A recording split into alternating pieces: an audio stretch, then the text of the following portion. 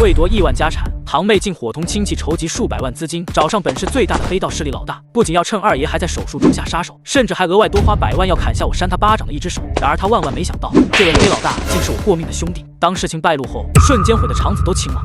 叶家田没有二爷，你觉得自己现在会是什么样子？被人当奴隶，还是送去卖身求荣？叶家田的身体颤抖，他从没有思考过这些事情，他所想的只有钱，还有怎么报复得罪自己的人。老 K， 在执法人员到来前，让他们跪在手术室前面磕头。如果他们想反抗，就给我直接打断他们的腿。好。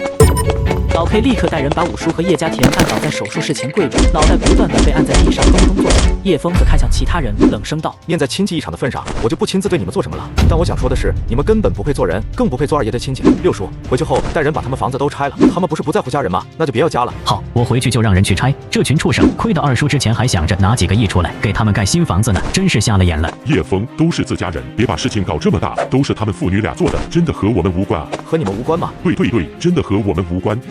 你敢对着二爷说这件事真的和你们一点关系都没有吗？二伯被踹得浑身疼，身体颤抖着，想说真的没关系，可是他知道叶家田肯定已经把他们都卖了。全部都给我跪下！二爷没醒之前，谁都不准站起来。大部分叶家人被吓得直接跪了下来，叶长明不愿意跪，当场就被捅着了腿。没过一会，二爷手术终于完成。怎么样？幸不辱命，老爷子的生命力十分顽强，整个过程有惊无险，他已经恢复了意识，不过想正常交流，还需要等麻药的劲儿过去才行，而且最近1周需要住在 ICU 里。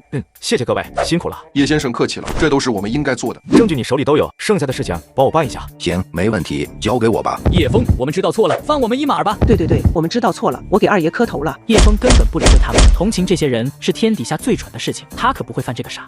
活该你们坐牢，一群畜生！叶枫和六叔把二爷送进了 ICU。谢谢了，我还能为他做点什么吗？不需要做什么，如果可以的话，在这里等他醒过来就好。我想他一定很希望睁开眼第一个看到的人是你。在副院长眼里，叶枫如此尽心尽力，一定和老爷子关系很好。殊不知，就在1天前，叶枫跟二爷还可以说跟陌生人没两样。其实你二爷爷挺可怜的，你可能觉得他几十年不回来是亲情淡漠，实际上这里面另有原因。什么原因？战争结束后，你二爷爷受伤昏迷1年没有回国，家里人都以为他死了。你二奶奶也伤心过度自杀了，而且跟你二爷爷一起去的同村几个兄弟也都死在战场上，他觉得没能保护好他们，所以这些事他在信里都跟我们说过，所以家里人也没怪他。你怎么之前没跟我说过？以前也没想起来说这些啊，况且这都是他个人的事，跟你又没多大关系。而且你二爷爷性格倔强，他可不想让你觉得自己需要同情。叶枫沉默下来，看着病床上躺着的老人，尽管手术是成功的，可明眼人还是能看出他那虚弱的样子。叶枫忽然觉得鼻子有些发酸，因为他莫名想到二爷一个人孤独地坐在屋子里，不仅需要面对那些只想谋夺他财产的亲人，等好不容易找到一个有能力的年轻人，却又不愿意和自己多接触，那样的心情该是怎样的痛苦？就在这时，唐仲威来了。六叔，老公，二爷怎么样了？医生说手术挺成功的，但是最近1周需要住在 ICU 里。要不你们先回去休息吧，我在这里守着，如果有什么事情，我再打电话。还是我在这吧，你带六叔回去，他今天累得够呛的，这里有我就行了。好吧。等中午吃完饭后，唐仲威就打包了1盒饭带到了医院。叶家的人都被抓了，我已经和人打了招呼，会以最快的速度起诉。这是谢谢你了，等忙完这阵子，我请你吃饭。行，那就先这么说。弟妹就是贴心，还亲自来送饭，我就不打扰叶老弟吃饭了。唐仲威目送着老 K 离开，才问道：“你真打算和老 K 交朋友啊？会不会给你带来什么麻烦？”他这样的人听起来好像不怎么样，实际上如果用得好，会有大用处。一些我们不方便做、懒得做的琐碎事情，交给他做最合适。我知道你自己能把握好分寸。对了，我听六叔说了家里的这些事情，真没想到他们敢这样做。你说二爷如果知道了，该有多难过啊？我觉得二爷可能已经预料到了。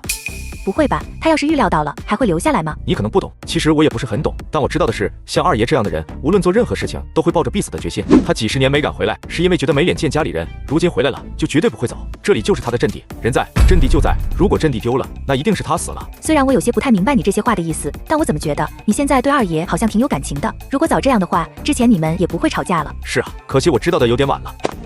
叶先生，老爷子醒了，要见家里人。叶枫二话不说，立刻跑进了 ICU 病房。遗嘱，二爷爷，您想说什么？遗嘱，遗腹里把人都喊来念。